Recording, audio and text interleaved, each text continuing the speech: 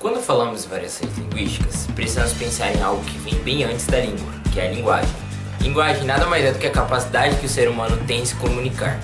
Por exemplo, quando nós nascemos, todos nós nos comunicamos através do choro.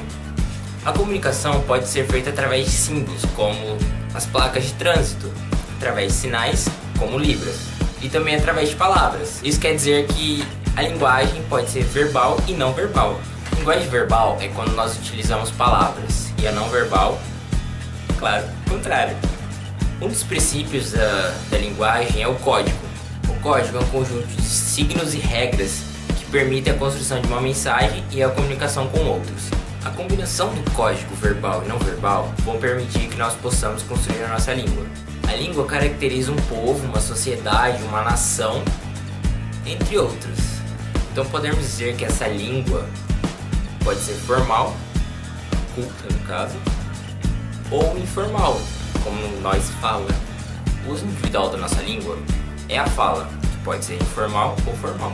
O uso individual dessa fala pode ser diferente de um local para outro, de uma época para outra, e é o que vai caracterizar o que chamamos de variações linguísticas. Existem 4 tipos de variações linguísticas. A primeira delas é a variação diacrônica, que é relacionada ao tempo. Então é a variação que ocorre de uma época para outra. Por exemplo, quem que fala supimpa? Provavelmente seus avós, né? A segunda variação é a diatópica, que tem mais a ver com a região onde a pessoa se encontra. Por exemplo, mandioca se fala macaxeira no Nordeste e aipim em São Paulo. A terceira variação é a diastrática, que tem relação a grupos sociais ou culturais, como por exemplo as gírias que usamos hoje em dia, como topzera, pelo amor de Deus, não usa isso, né? Mina ou pesadão. Por fim, temos a quarta variação, que é a diafásica, que tem a ver com o contexto em que a pessoa está inserida.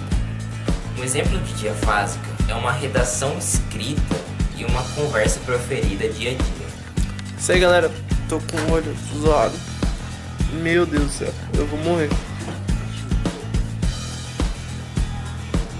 E é nóis, valeu.